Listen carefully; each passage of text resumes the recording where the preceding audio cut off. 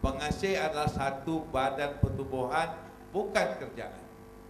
Jadi kerjaan dia ada strategi dan kaedah dia sendiri untuk melaksanakan program. Banyak program.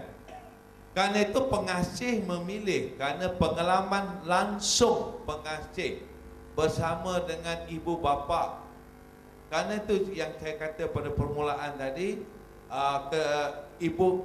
kerana pengasih lihat kebanyakan, boleh katakan majoriti lah ibu bapa tidak menyangka anak boleh terlibat dadah ni.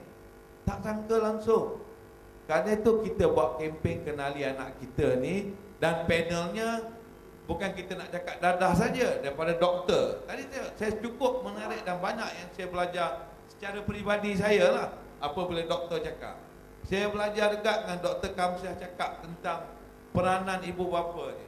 Dan saya bercakap hanya khusus tentang dadah. Itu kepakaran saya.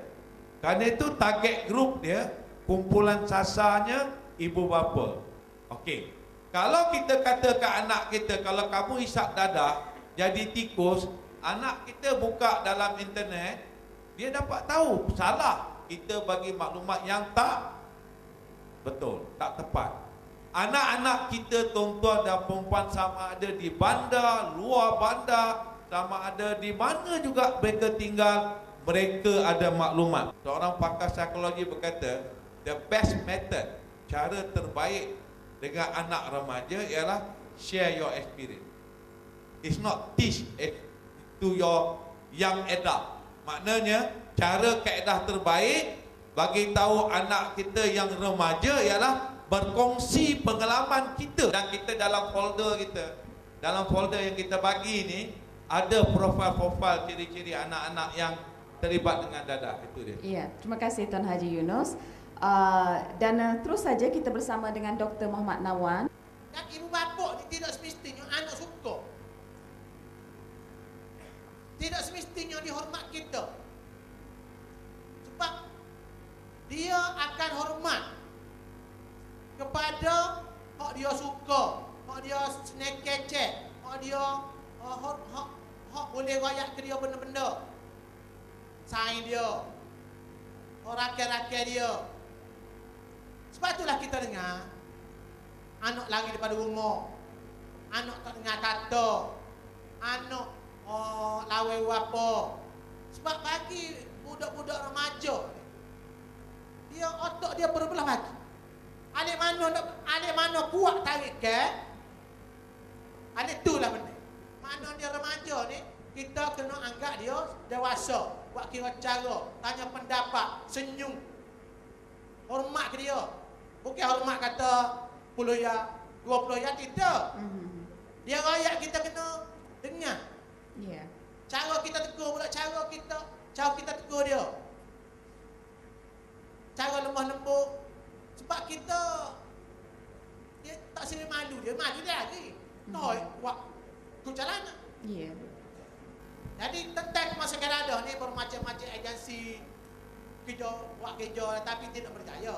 Jadi tujuan kita hari ni bukannya tujuan kempen-kempen kita, kempen siapa-siapa ke. Kita jangan, kalau saya rasa lah, kita tak boleh nak ada cita-cita terlampau tinggi, kata nak tak sewi dadah masuk kosong. Sekurang hatu tu payah. Sekurang-kurangnya serupalah kita mikir kita tak sewi air banjir masuk negeri Kelantan. Kita bulan 12 kita tak save. Sekurang-kurangnya kita belajar buat rumah tinggi. Pilih tanah, tempat tanah bukit sikit, ataupun tambur tanah dulu sebelum buat rumah. Banjir, tetap banjir. Sebab masing-masing ada, dalam konteks dadahnya masing-masing ada kepentingan belakang. Iya. Pun cukup ada. Cukup dah. Terima kasih banyak Dr. Nawan. Ya, jadi itulah dia jawapan daripada Dr. Nawan. Dan yang terakhirnya kepada Dr. Kamsiah, kita kesuntukan masa. Saya mohon sedikit lagi masa untuk menjawab soalan-soalan yang telah pun dikemukakan tadi. Terima kasih Puan Pengerusi, soalan-soalan yang menarik. Ya. Baik, bagi menjawab soalan pertama, berapa jumlah anak? Sebenarnya saya bukanlah pakar perancang keluarga. Ya, saya adalah psikologis dan kaunselor. Walau bagaimanapun, kalau kita nak membandingkan pada waktu dahulu, ya, saya pernah ada seorang murid, anak yang ke-20 daripada satu ibu dan satu ayah. Tapi kita lihat dia, semuanya berjaya. Kalau hari raya saya tengok penuh kereta besar belaka, ya. Mak ayahnya susah, ya. Gantung buai di pokok getah dan sebagainya nak membesarkan anak. Tetapi kita pula bimbang sekarang untuk ada anak lebih daripada 2, lebih daripada 3, lebih daripada 4, kerana kita takut kita tak mampu untuk menjaga dan mendidik. Yang kedua, saya tak boleh explore luas lagi. Yang kedua ialah saya nak tambah sikit tentang tahap pendidikan, ya. Yang telah Dr. Nawal katakan tadi, tahap pendidikan di segi kita. Saya ingat dalam Islam telah jelas kita ada 7 dalam 3. 7 yang pertama, 7 tahun pertama berikan sepenuh kasih sayang dan belai. 7 tahun yang kedua disiplinkan. Umur 8 hingga 14 disiplinkan, ya. Mesti anak mesti jelas the do and the don'ts, apa yang boleh, apa yang tak boleh, nak balik pukul berapa, lepas daripada pukul berapa kena macam mana, ya. Jadi dan 7 tahun yang ketiga dan seterusnya. Kalau mantap 7 tahun yang pertama, mantap 7 tahun yang kedua, maka tahun-tahun 7 tahun berikut dan 7 tahun yang lain kita treat dia sebagai kawan. Boleh berbincang, minta pendapat, tanya dan sebagainya, ya. Dan kalau tuan-tuan perempuan mungkin jauh dari bandar dan sebagainya, buku ada dijual di mana-mana. Ya, bukan buku-buku yang sangat ilmiah, tetapi kita boleh dapat buku-buku ataupun artikel-artikel tentang pendidikan anak. Dan yang ketiga, saya bagi contoh, ya, anak-anak tidak boleh dipaksa. Satu, ya, tetapi dengan bersyarat. Kalau dalam barat kata penerimaan tanpa syarat, unconditional positive regards, kata dalam bahasa Inggeris. Kita tak boleh juga nak semua kalau ikut barat, terima tanpa syarat. Anak jahat pun tak apalah, anak baik pun kita lagi suka, tidak, ya. Saya ingat yang pertama, kalau dalam Islam kita kata nasihat tegur, nasihat, dan yang ketiga barulah hukuman. Sebab Al-Ghazali, Imam Al-Ghazali pun pernah berkata, dia kata, ibu bapa dan guru-guru jangan paksa anak-anak kamu memilih bidang pelajaran, bidang pekerjaan yang dia tidak suka dan tidak minat, tidak ada upaya, kerana ini akan merosakkan kehidupan mereka pada masa hadapan. Jadi memahami anak-anak, mengenali anak-anak, itu adalah yang penting, tuan-tuan dan puan.